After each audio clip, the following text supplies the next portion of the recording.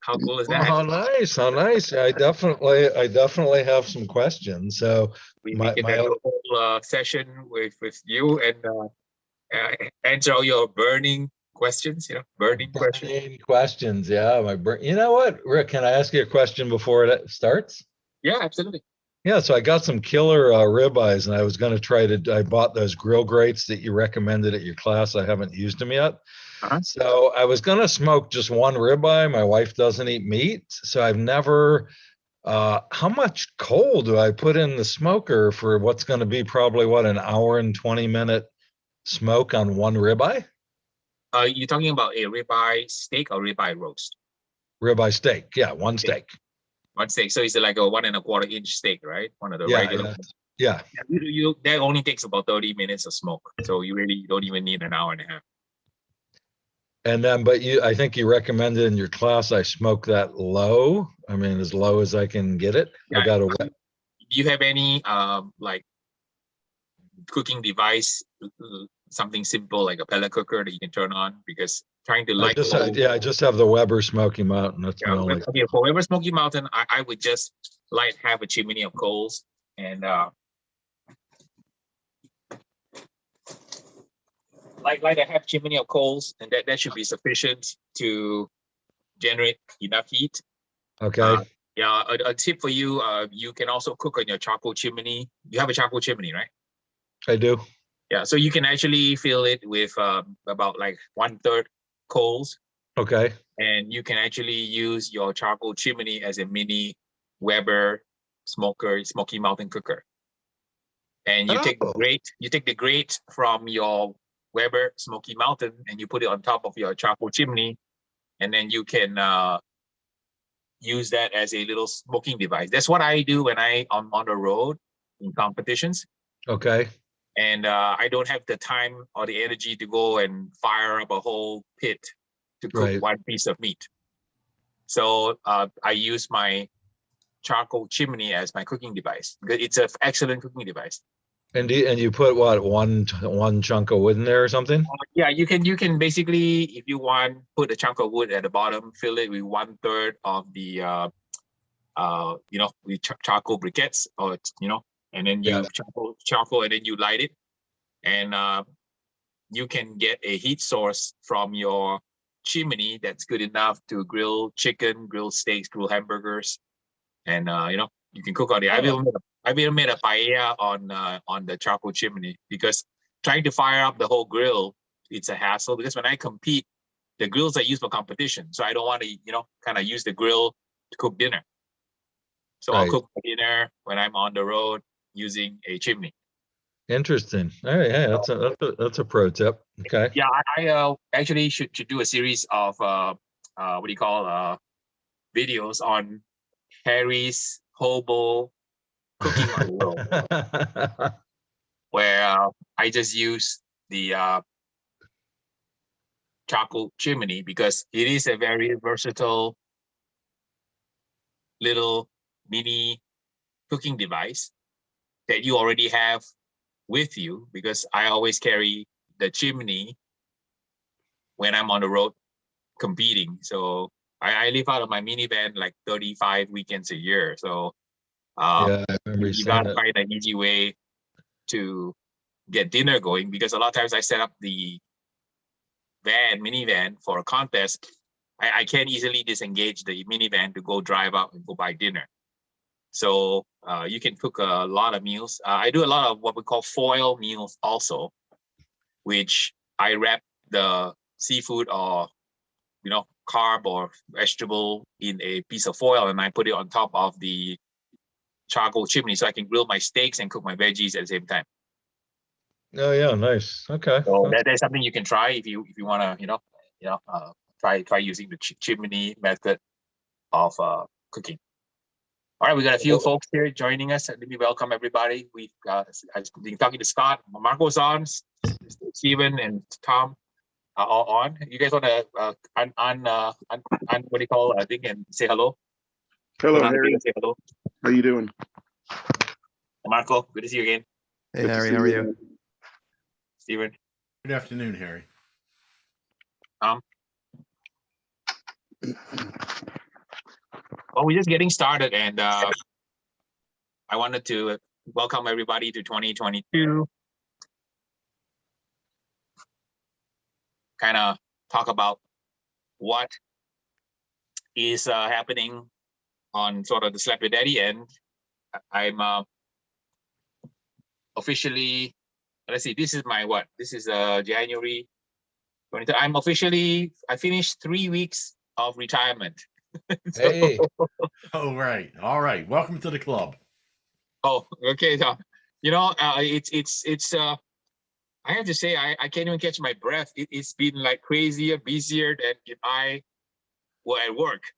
And I guess that's what everybody goes through, right? In the retirement phase where it's really hectic and you get into a new groove.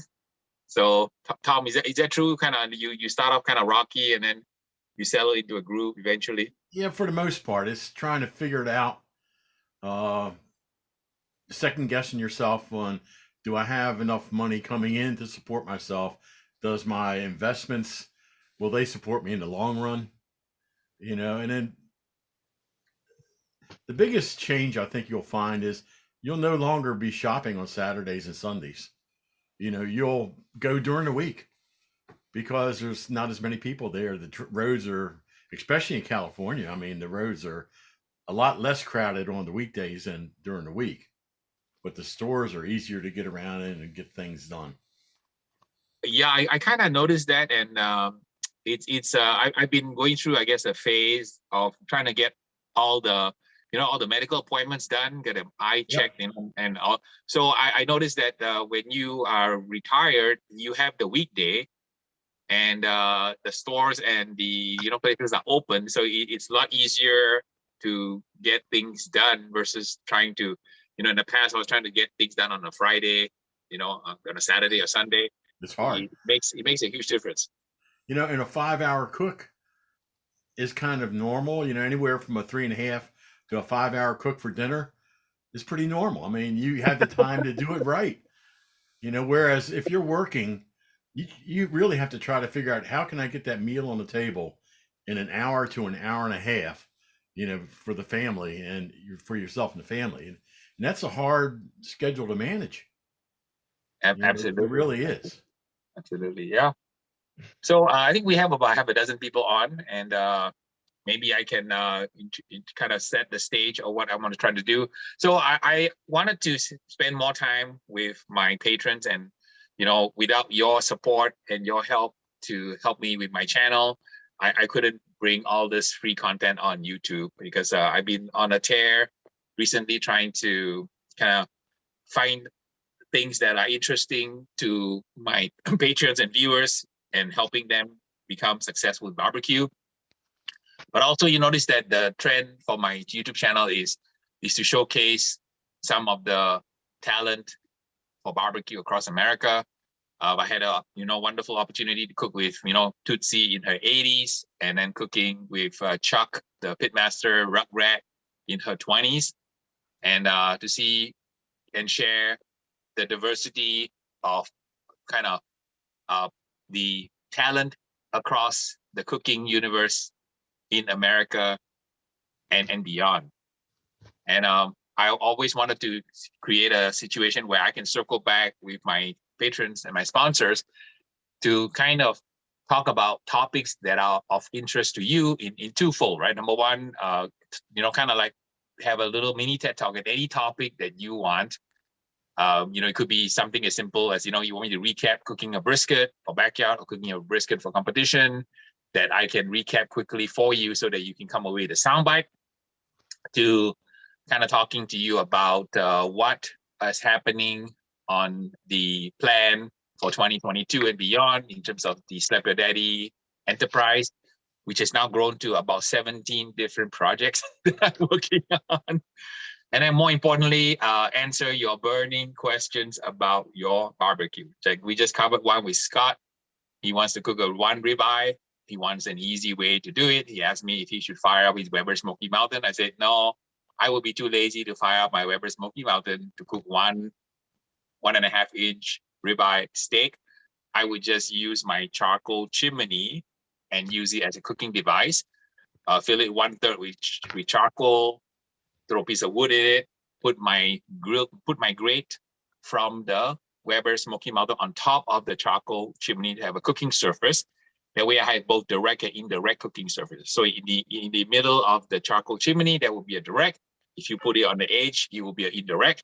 I always put a piece of foil underneath the chimney so I don't drip all the juices onto my patio. And I use my Weber charcoal chimney to cook my meat directly or indirectly smoke it. I cook paella on it, and I also wrap meats and vegetables in foil, and I cook it on top of the charcoal chimney. That is my go-to cooking kit when I'm on the road. So with that, maybe I can have you guys kind of say hello and then see if who wants to start the Q&A first, and I'd be happy to answer any questions. All right, well, I'm chomping. Hey, Tom. Hey, Stephen. Scott here, Glendora, California. Thanks, Harry, for doing this. So question, so one of my go-to things, I got the Weber Smokey Mountain. I do ribs, St. Louis, baby back, killer beef ribs. So, and I've always been seasoning the bone side, the back side, and I know there's a couple of different thoughts on doing that. So occasionally I get a really nasty burn on that side. So is that like a direct cause of seasoning and smearing that side? Should I leave that out of the process? Okay, if you saw my video with famous Dave Anderson, who owns the 300 store chain, he chars the membrane of the back. So for beef ribs, you usually don't eat the membrane, am I correct? Correct. So well, I usually remove the membrane off the St. Louis and the baby back. Yes. So if you remove the back, guys, you hear hey, Harry, sorry. We lost you. Good to see you. I don't know what happened. I was talking to Scott, and all of a sudden the thing went back. Okay, so where did I stop before I cut off? We didn't hear. I think we were kind of talking about me pulling the membranes off the pork ribs. And okay, that's kind cool. of where we ended. So just to answer the question directly is if you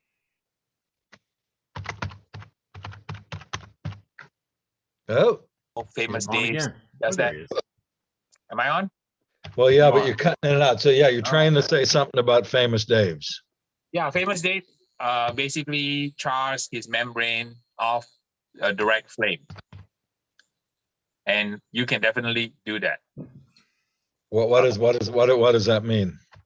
It means that he basically burns the membrane off his ribs after he cooks the ribs. So that is a valid technique.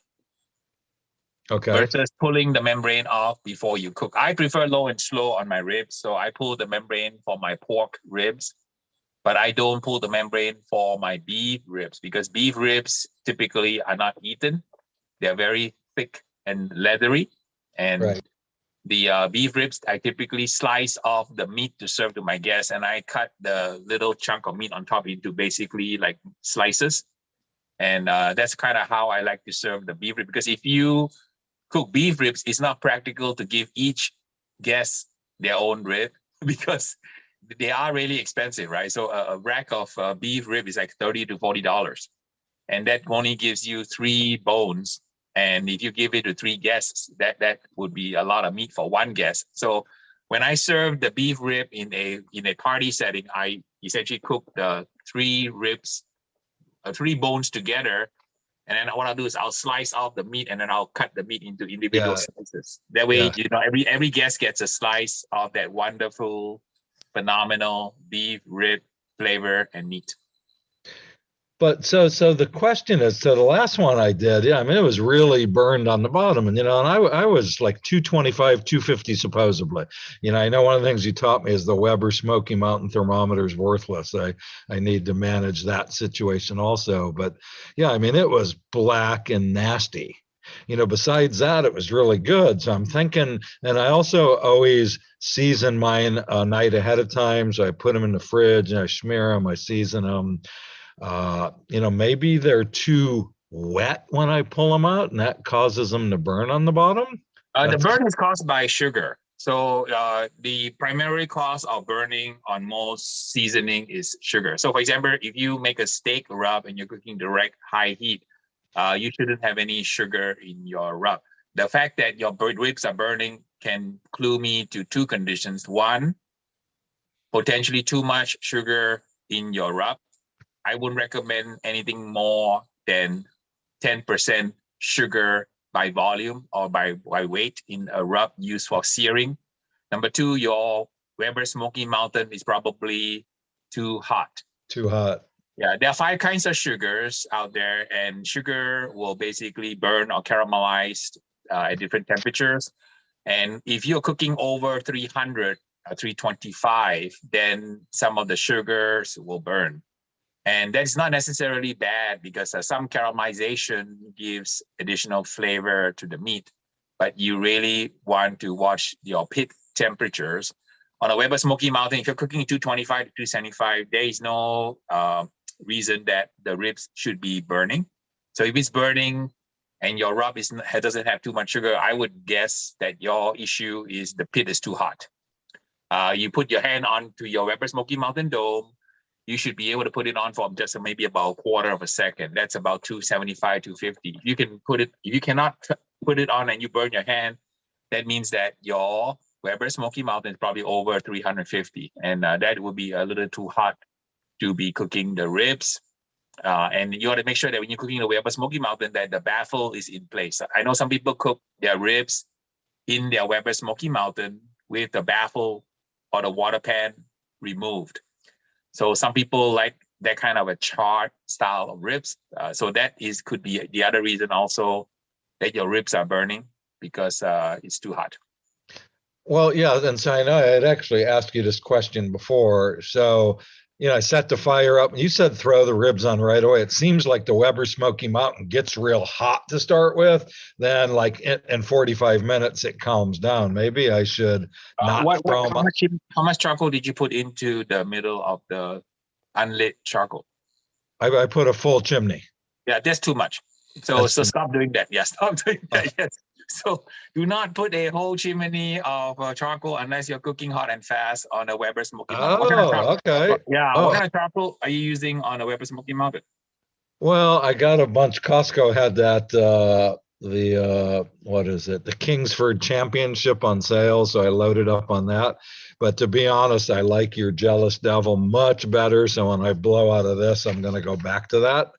Yeah, go see Patty since you're in Los Angeles, you can go see Patty in Woodshed, and she carries Jealous Devil. If you use what do you call a charcoal chimney, I always tell people if you're cooking low and slow, there is no need for more than about half or 1/3 lit chimney of really? charcoal. Okay.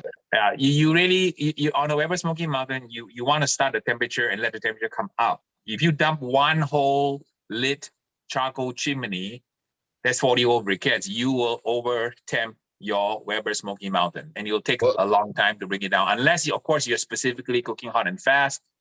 If you're not cooking hot and fast, I don't recommend using a full chimney. Next time, Scott, try like a third chimney. I usually throw a third chimney on my Weber Smokey Mountain, and I walk away and I throw my meat on, and within about 40 minutes, it comes up to about 225, and it stays there pretty much for the next 5-6 hours. So it's pretty much very, very easy to manage once you set it up with the proper amount of lit coals. Okay, that might be a super, super good tip right there. And then so how is there an aftermarket thermometer? I tried to do the ThermoWorks great thing. That doesn't really seem to work very well. I mean, how do I really know what my temperature is besides putting my hand on the side of it? Most of my friends who like to cook with temperature, they buy a Tell-Tru. So Tell-Tru is the standard high-end thermometer that all the pros use. It's called Tell-Tru, Teltru. So you just go on Amazon and buy a Tell-Tru. They're about $80. Okay. And get yourself a nice drill kit, and you would have to basically, expand the hole onto the Weber Smokey Mountain lit dome. And if you're familiar on how to drill on ceramic, I think they tell me that they put the sticky tape on it, they put the blue tape, and then they kind of drill a hole to fasten the thermometer, because it's tricky drilling onto the ceramic coated Weber Smokey Mountain finish. But if you get a tell true, that's what everybody that is, you see on the pro pits, that's what they use, is tell true.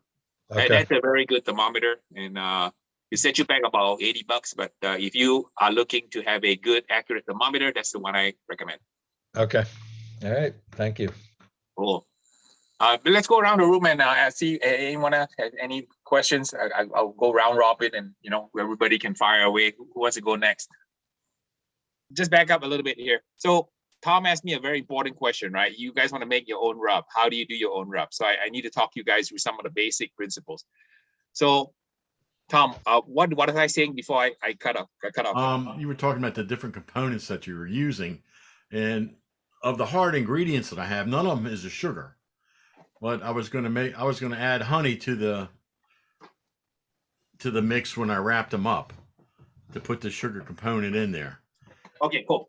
If you think it's important to have a sugar before that, I can use like a turbinado sugar and put that in with the rub.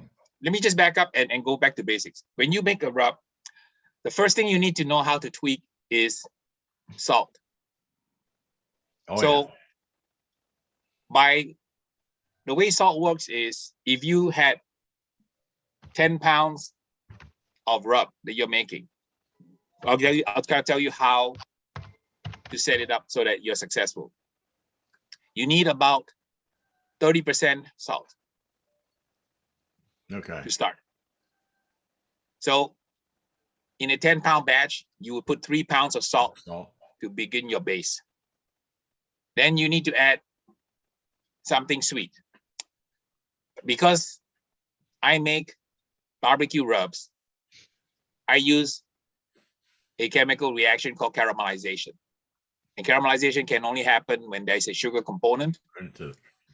There are 5 kinds of sugars out there, from sucrose, maltose, lactose, glucose, and so on. They all have different melting points. And if I use something like brown sugar turbinado, it has a higher melting point versus regular cane sugar. So you need to play with the sugar component. That is another probably 20 to 30% by weight. So I'm going to put about 2 to 3 pounds of sugar into the mix. So you got about 3 pounds of salt, 3 or 4 pounds of salt, about 3 pounds of sugar. And then the last 3 pounds or 4 pounds, you have flexibility over what you want to add, which is the chili, which is one component. And then the last part is the spices. The chili itself, you have to balance the flavor and the color of the chili and how much heat the chili brings. And I usually recommend you put in about maybe 1 pound of chili. And then the last one, about 2 pounds of spices. There's about approximately 100 spices out in the world that you can put in. If you don't like garlic, don't put garlic. You can use any other spice, like mustard seeds. You can use things like cloves, cardamom, cinnamon, saffron. There's a whole bunch of things that you can add. But what I always tell people is that if you are a beginner at making rub, work on the salt and pepper first, because the pepper is a spice. And I always tell people, start with 50-50. Start with 50% salt, 50% pepper, and then add those other Lego building blocks to get to the flavor profile you like.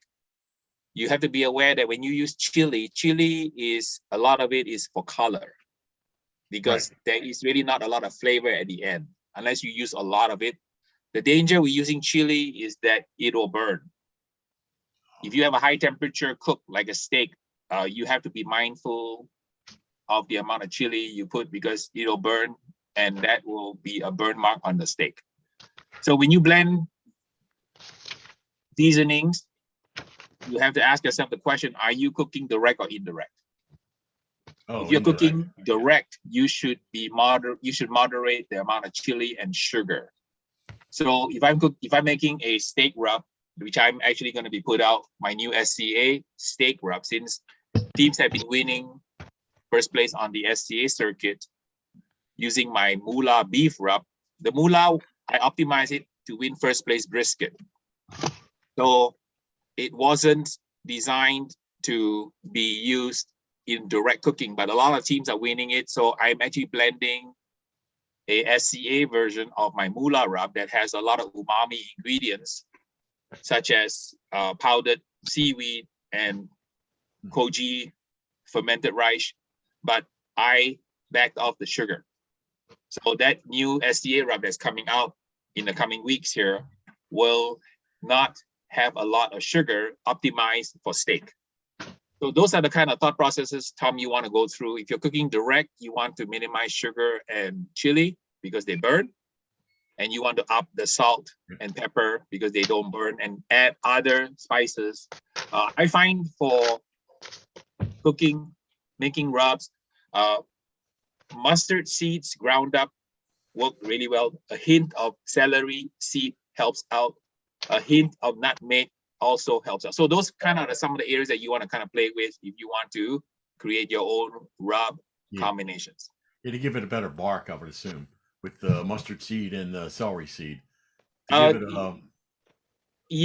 also find that a little bit of mustard powder is very helpful. I also like to use a little bit of ground mushroom powder. So that is a very powerful umami ingredient. So you want to kind of play around with that. My pantry looks like a Frankenstein lab. I pretty much every spice in the world. I you know how people collect cars. I collect spices, and I really enjoy kind of mixing them up and doing different kinds of cooks on them. Hey, a real quick question concerning cooking ribs on the Weber pellet grill. Do you cook them on the top shelf or on the main cooking surface? I do all my cooking on a Weber on the top shelf because I'm too lazy to reach the bottom shelf. So I try to avoid using the bottom shelf if I don't need it. Okay. My normal routine is I put 2 butts at the bottom shelf and 1 brisket on the top shelf. That way the thermal mass of the 2 butts at 20 pounds matches the thermal mass of the brisket on top at around 12 pounds. Okay. And that will allow me to do an even cook in a contest. But for backyard setting, I will admit I've been very lazy. I've been using my Weber Smoke Fire EX6. That is a phenomenal cooker. And it's 1 button convenience on my phone. So I have to tell you guys that that's what I do now, because firing up the Weber Smokey Mountain is quite a lot of work. To clean it is a lot of work. So I've been finding that cooking on the Weber pellet cooker solves a lot of problems. It is a problematic cooker. It will get grease fires. So you just have to be careful. So I'm kind of giving you a public service warning. If you're cooking on a Weber Smokey Mountain, if you don't put those half-height Restaurant Depot disposable aluminum cans underneath your grate, you will start dripping oil onto the bottom of the EX6, and your fire pot is next to the drain hole. I know, and it'll ignite. That is a huge design flaw. If I told Weber's top engineer, if you had sent me the EX6 before you started to finalize the blueprint, I would have told you that you needed to channel the grease trap away from the fire pot, so that you would have two oil cans on each end of the pit to catch the grease, versus trying to channel it right to the middle where the fire pot is, which to me, that's an engineering design faux pas. If I ever had to, kind of like the Boeing 737 with 1 vane to control the air angle of attack, causing the plane to crash because the autopilot trimming system is based on 1 sensor. That is not the right engineering approach. No, but I will give kudos to the Weber technical support team. I bought my EX6 back in March, the end of March, and after my Thanksgiving cook, for some reason I couldn't get it above 400 degrees, and it get up to about 400 and go back down to 300, and it oscillated in there. And working with their support team, we finally fixed the problem, and it turned out to be the auger, the chute, and they also gave me a backing plate to put the auger into the motor, and that seems to have solved the problem. Yeah, the chute that they put in the pre-production model was riveted, and when they sent me the new chute, right, it was a 1 seamlessly welded unit that was basically ceramic coated, so it's very smooth. If you look at your original chute, which is stamped steel with rivets, they riveted the rivets the wrong way. The smooth side of the rivet was supposed to be on the inside where the pellets are. So what happened is when they manufactured that chute from sheet metal, they riveted it the other way. So the bumpy side of the rivet was on the inside. So when the pellets was forming into the chute, right, those little bumpy things would hold the little pellets and cause a bind. And that was preventing the pellets from forming. So, just rush to production again, causing a lot of extra expense, and not to mention the reputation hit that they had to take because of the problem people had. And I know that on the online forums, Weber is getting, kind of the sand kicked in their face regards to the EX6. Man, I'm cooking some phenomenal meals, at home with,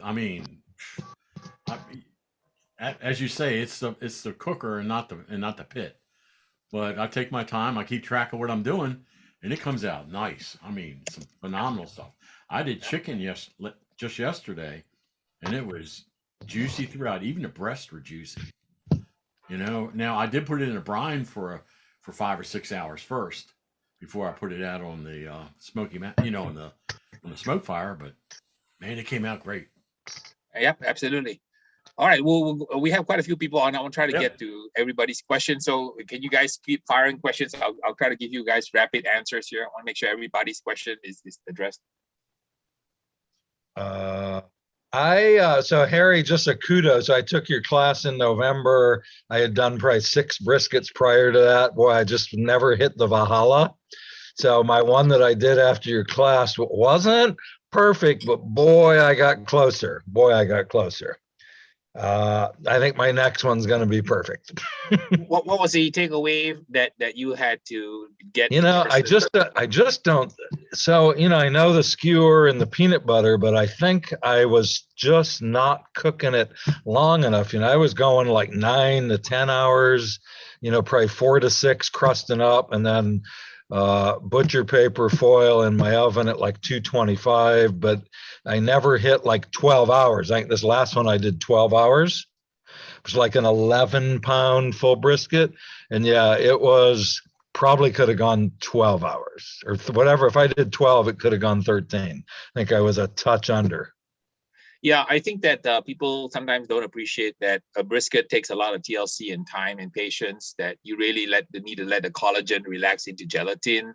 It's no secret that in the best Texas joints, they all do briskets the same way. They cook it in their pits, whether it's offset or what do you call a rotisserie. They wrap it and then they let it sit. You guys know, famously, my buddy Aaron from Franklin, he cooks his brisket and lets his brisket rest quite a long time. So there are actually 2 secrets to brisket, right? One is the rest period before you cook. And like some of my friends, they rest them 48 hours before they cook. So to let the salt penetrate. And that way they use less seasoning, and then the cost of goods goes down. The trade-off is the space needed to let the briskets rest. So some of my friends, again, not to mention any names, but I have cooked with a lot of the top pitmasters in America. There is a camp out there that's called the 48-hour camp. So the 48-hour camp people will season their briskets and put them away in the cooler to let the salt and the pepper flavor penetrate, and then they'll cook it. And then there is also another holding period after the cook is done, and that can be up to 4 to 8 hours before serving the guests. So my recommendation for people cooking briskets, try to do the what do you call the dry brine method if you have time, because you have, in a home setting you have a lot of time.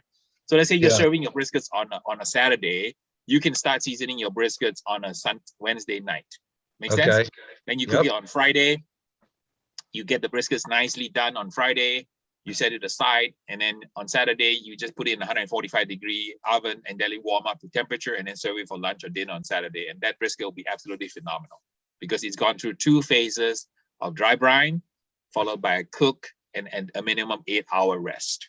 And that will give you a very superior brisket. So you notice that when I slice like Franklin's brisket and I order for $300, how the brisket is very held together. The secret to holding the brisket together is actually the resting period. You guys know that after you finish cooking a brisket, right, you try to slice it, the whole thing crumbles and falls apart. But if you cook a brisket, you actually rest and let the temperature come down, and then you warm it back up. The brisket's integrity will hold together, and you will get that jiggly kind of brisket. So that's kind of some of the secrets that I want to pass on to you. So you gotta up your brisket game even more. Oh, that's a good tip. So I guess yeah, okay. So, because I don't still trust myself to put it on in the middle of the night and go to sleep. So I usually get up at like 6 in the morning and start this process. So the problem is if I let it rest, then it's not dinner that night, but I'm thinking I might need to try that. Yeah, So, cook it the day before. I always tell people it's okay to cook it before and refrigerate it in the fridge with the wrap, or whether you wrap in foil or you wrap in butcher paper, doesn't matter. You can cook the brisket, let it cool down, and then refrigerate it, and then next day warm it up in 145-degree oven. Completely and I know wrapped. you've done a bunch of different ways. So in the oven, just leave it in the paper foil, whatever it is. Yeah, you can leave it in foil or paper, cook it, finish the cooking in foil and paper, let it cool down. Once it's cool, put it in the refrigerator, and then you serve it the next day. Then there's no pressure because you just put it in a 145-degree oven, warm it up to temperature, and there's no stress for your guests coming to your party. Yeah, I'm gonna try it. But what I'm saying is the second reheat, leave it in the paper foil, whatever you let. Yep. Okay. All right. Cool. And if you really want, you can throw it on the pit. You might be cooking some other sides in the pit. Might be cooking steaks and cooking tri-tip, cooking ribs. You can always take the brisket that you cooked the day before and put that whole package and back into the pit to warm up. So that when your guests come, you take the brisket out of the pit and they think that you cook it that day. They will never need to know. I'm not gonna tell.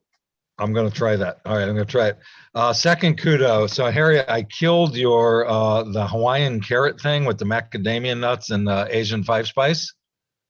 What is that? A dressing or? No, the one you did for like a Thanksgiving dinner. So the carrots with macadamia nuts. Okay. Oh yeah. I did that. I've done it 3 times. The last time I absolutely killed it. It was freaking delicious. Yeah, I enjoy really Hawaiian style plate lunches, and I have so many other kind of riffs I want to do on Hawaiian cooking. I just ran into Patty from the Woodshed on Friday night. We were both at the award ceremony in Lake Kachuma to honor the Team of the Years. So you'll be seeing me cooking more what I call Hawaiian style plate lunches, and I am a huge fan of Patty and her crew. So I'm going to be bringing lunch over to her place in Orange County. And then Scott, if you're in town, I'll let you know. Maybe you can swing by and try some of my Hawaiian style plate lunch cooking, because that's really what I love to do. Absolutely, yeah. I put the macadamia nuts in like a little mini food processor thing and like crunched them up really fine. Yeah. And then what did I do? I did the Asian 5-spice. I did some soy. I might have done the agave. Oh yeah, it was just freaking delicious. Yeah, I think that a lot of people who in America, it's not common to cook with what I call emulsifiers from nuts. So there's another technique I want to kind of run by you guys, is that you can actually enrich your sauces with nuts. And the most famous example would be pine nuts, right? Yeah. If you make a pesto, so the Italians basically use the pine nuts because the pine nuts has oil, and that causes the emulsified reaction with the basil and the garlic and so on, and the Parmesan cheese. So looking at other cultures in the world, you guys know in Thailand, they have something called peanut sauce that they use on the skewers as well as on the salads. So I always tell people that incorporating nut emulsifiers in your cooking is actually a very, very good technique. And if you ever make any kind of sauce like an Alfredo, if you really want to kind of emulsify the Alfredo and you don't want to use a lot of cream, I use basically cashews. So I soak raw cashews in hot water and I blend the cashews and I get a little white kind of a emulsifier. And I use that emulsifier to kind of thicken up some of the other sauces that I might be making. So just want to pass on that tip, that nuts are great as emulsifiers. They add a very luxurious texture that is very different than the texture you get from a dairy product like heavy cream. So if you guys want to move towards a healthier style of making these kinds of sauces, you can actually use nuts into your sauce combination and they work really well. Cool. Okay. I'm going to pause here. Anyone has any barbecue related question? I want to make sure I get to everybody's burning question today. Hey, Harry, Kyle here. Quick question. It was interesting about the 48-hour stuff on the brisket. You ever use that with other large cuts of meat, like a pork butt? Pork butt, I don't, because a pork butt typically is doesn't need that lengthy dry brine. The other meat I use a lot is when I cook a clod, a beef clod. Beef clod is like near the chuck area of the shoulder. It's like 18 Sure. pounds. So it's used to make chipped beef and Baltimore style beef. So if I'm doing a clod and I'm not injecting, I would use a dry brine method, which is a 48-hour S&P or rub soak in the refrigerator. And that would work really well. The other one Gotcha. that you can do a long cook is beef ribs. Beef ribs may not need 48 hours, but beef ribs could use with 24 hours. Oh wow, okay, interesting. And, What's your recommended brine for pork butt? Like overnight in the fridge, or what's your favorite way to do it? My favorite is to inject it with a salty apple juice solution. I do two ways, right? So sometimes if I just want the pure flavor of pork, the sweetness of pork with nothing else, I'll cook a pork butt naked. So I'm a big fan of naked pork butts. So when I serve a naked pork butt, then I provide my guests with different types of dipping sauces. So if I serve a naked pork butt where I just smoke the pork butt perfectly and I shred it the next day, I'll serve the pork butt with kind of a vinegar dipping sauce. I'll serve it with kind of I like a Alabama style white sauce with my pork because it really works really well. And I'll serve like a regular spicy barbecue sauce with the pork. So that's one way I like to serve pork. Then the other way is I do like a competition style pork where I inject it with a marinade that is based on apple juice and some salt and some sugar and some vinegar. And then that would be kind of a competition style pork. Now, if you go watch the video that I did with Marco, I showed Marco 4 different competition style pork butt recipes. So that would be one category of recipes that you can use to cook a pork butt using a wet injection. And then I have other methods which there's no injection at all. You just focus on cooking the butt, smoking the meat perfectly, getting the sweetness of the pork, serving that with different kinds of dipping sauces that will bring out the flavor of the pork. So 2 different methods of serving pork. Right. Interesting. So let's say a competition style one, for example. So you inject the night before, let it sit in the fridge overnight. And then when do you season? Do you season the night before also, or do you season right before it goes on the pit? My routine is 8 and 4. So just remember 8 and 4, 8 hours in the marinade injection, and then 4 hours rub before cooking. That's my normal routine. Gotcha. Cool. Thank you. And then the 4 hours is dependent on the rub you're using. Obviously, if you use a very salty rub combination, you 4 hours may be too much.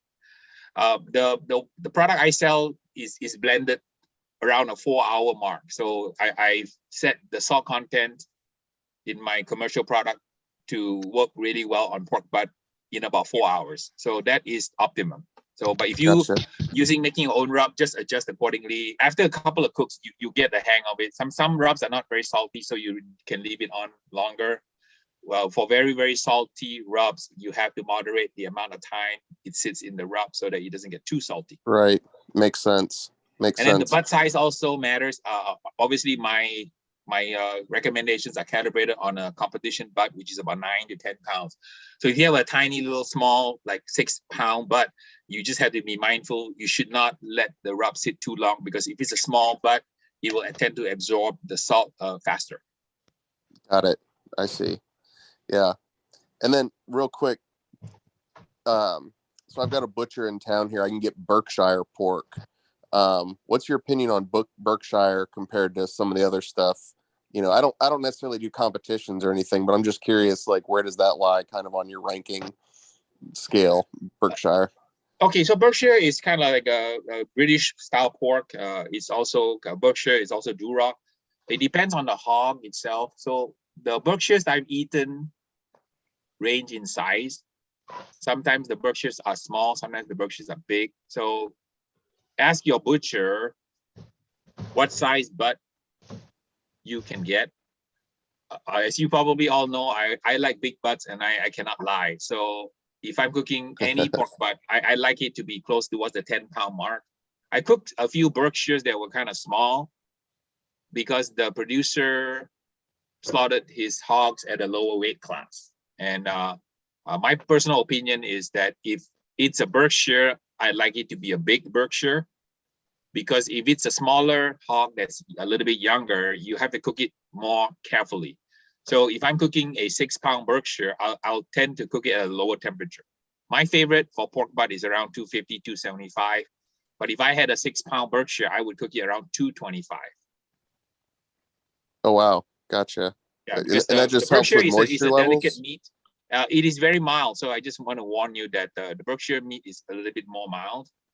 So you have to kind of try it. And then also it depends on the feed that the producer is feeding the Berkshires. And the feed has a lot to do with it. I had a purveyor in San Diego. He cooked, he fed his thing, I think avocado, what do you call, rinds or something. And his pork was very, very good because he was kind of finished on some kind of avocado, either avocado skin or avocados that fell in his orchard. And that particular one was really super delicious. So you know what they say, you are what you eat. Right.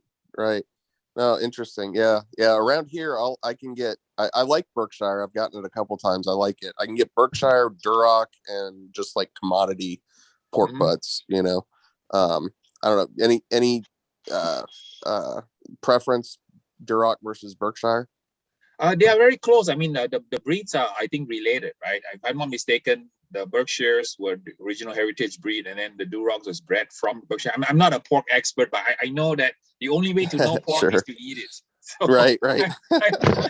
You know me, I would line them all up, and I would cook them all, right. And I would do a taste test. In fact, I'm doing a taste test on Tuesday. One of my students,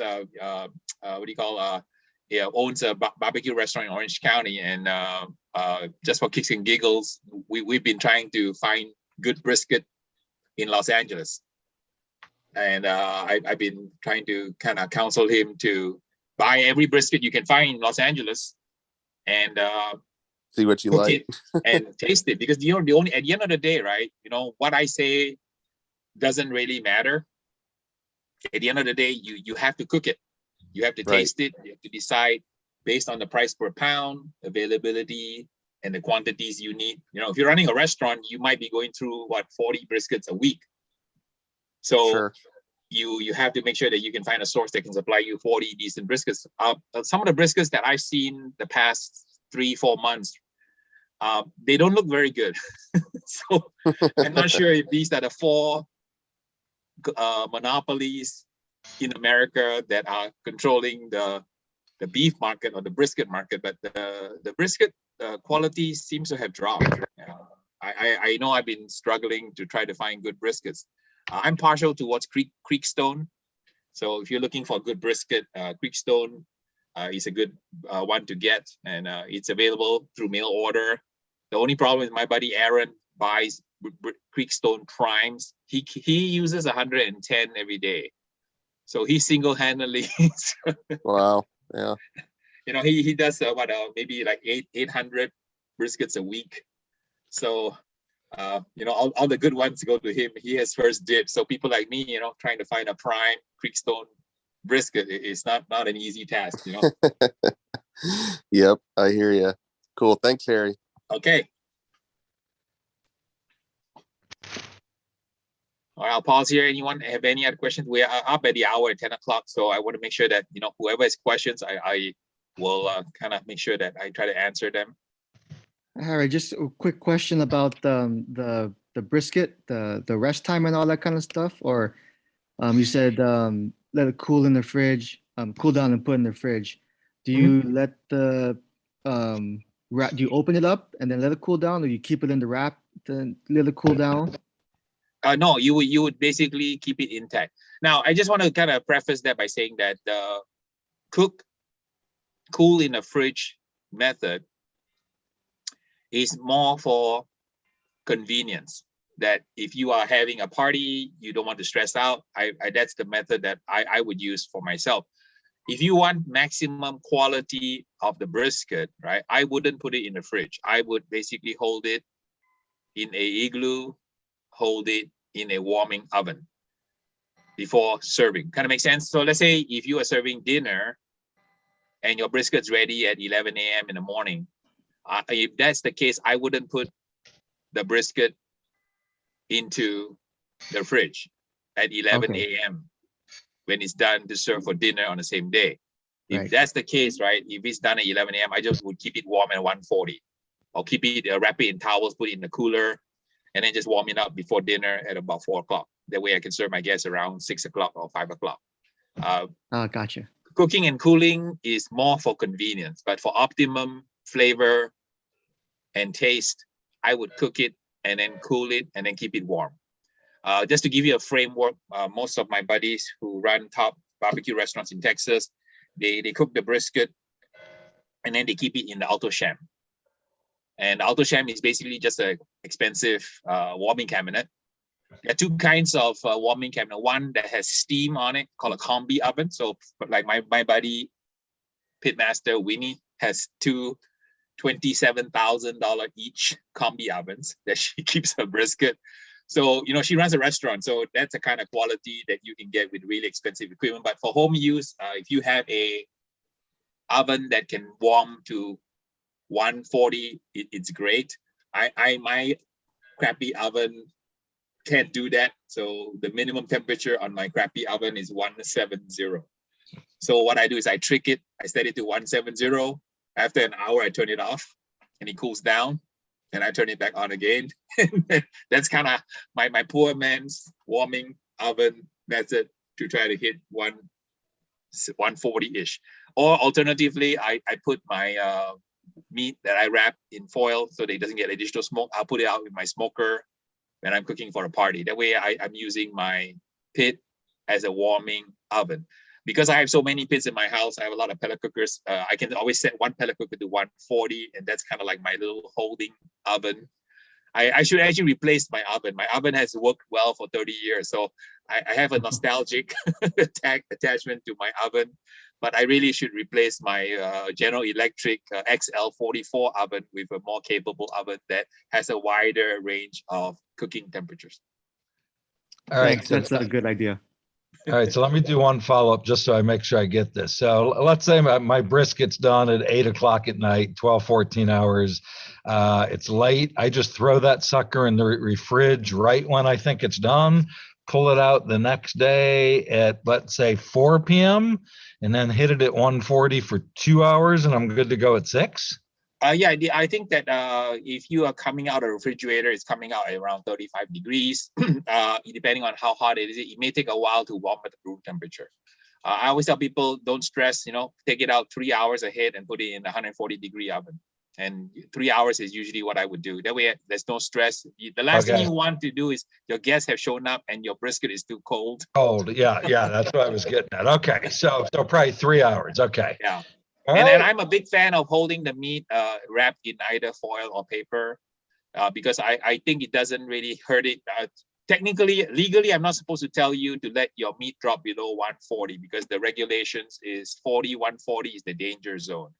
But a lot of times, right, if I'm serving it to myself and my family, I'll just let the brisket rest out in the countertop. It drops below 140. And I just reheat it up, because it's a sterile package, right? So there's no contaminants to the brisket because the brisket, all the pathogens are dead on the brisket packaging already. So there's no contamination of stuff from mold in the air going into the brisket. So I'll just, for my own personal need, I won't go to so much trouble to try to, stick in the oven, stick in the fridge, stick in the oven. There's too much work. After I finish cooking the brisket, I'll just leave it on the countertop, let it cool down. And then, it cools down to room temperature, I'm okay. And then I just reheat up room temperature. I know that because it's sterile, there's no possible way to contaminate. But you cannot do that in a commercial setting. You can only do that in a home setting for convenience. And, you should have zero problems if you're doing that for home use. But I'm not supposed to tell you that. Okay. Hey, Harry. Harry, Yes. Harry. Yes, go ahead, Tim. Oh, sorry. A quick question about butchers. Have you ever heard of the Bearded Butchers? They have a YouTube channel. Oh yeah, I have seen them on YouTube. Yes. I would love you because you're retired now. You're a retired guy. And your travels, maybe if you're in Ohio, I think it's White Feather Meats. You should visit them. Sure. Yeah, I just came back from Ohio. Actually, I flew to Cleveland because I did a little car project for myself. I went and bought a used car and used minivan, and I was hunting it for 1 year. I finally found it in Cleveland, Ohio. So I bought a used minivan that I'm going to use as my barbecue love mobile. I remember about the rental from the airport. I remember that. Yep, it's what do you call a mid-engine, supercharged 7-seater minivan, the only one in the world. And a lot of meat. Yeah, I am having it fixed up right now. My mechanic is working through all the gremlins that come with a 26-year-old minivan, and working through the gremlins. And once I get it fixed up, you see me driving around the country. Maybe I'll go visit all my patrons across America and come say hello and cook with you in your backyard. The unfortunate thing about the Bearded Butchers is they don't ship. You got to drive there to get their meat. Oh yeah, okay. Well, I if you know them, you can maybe introduce me, and I definitely can swing by. I just watched the video. It's an elk video where they call it cooked one of them. Yeah. Yeah, I really enjoy meeting people across the country, and definitely I'll add them to my list of places to visit, and shoot the breeze and cook some meat. I'm actually gearing up now to help cook the Houston Livestock and Rodeo. I got a show next week in Seattle for the Sportsman Week. Apparently, it's a 5-day affair. I'm doing clinics on how to cook wild game. So I'm preparing for that, and then followed by I have Memphis in May. I have a few demos in Las Vegas for my sponsor, Jealous Demo. So it's shaping up to be a busy 2022, and I always want to make sure that I try to connect with my patrons. I want to try to do it once every other week or so. That way I can kind of keep you guys abreast of any questions that you might have. Get you guys some answers. Obviously, as you can tell, when you ask a question, there's always a lot of depth behind the question that you ask that I can provide in a Zoom session, which I can't always do in a video, because in a video I have to keep it short and kind of very, very concise. But in these kinds of Zoom sessions, I can kind of take off in any tangent that you guys want, help you guys up your barbecue game in areas of rubs, seasoning, sauces, cooking methods, holding, even moving into catering. Some people are moving into competition. So I want to make sure that your needs are addressed in these kinds of sessions as best as I can. Awesome. This was good. Yeah, nice, what's the word? Cozy Zoom session today. Yes. Yeah, we should do like a Sunday morning chat session on a regular basis. And once I get these internet gremlins figured out, it's hopefully a much smoother session to have. Thanks, Harry. Okay, guys, thanks for showing up, everybody. Yep, and I'll hang on after the call, and then if anybody has any private questions or any residual questions, I'll hang on. But for the rest of you guys, have a great Sunday. You too. Thanks, Harry. Appreciate your time. Thanks, guys. Have a good Sunday. Thanks, Harry. Thank you. Take care. Take care, everyone.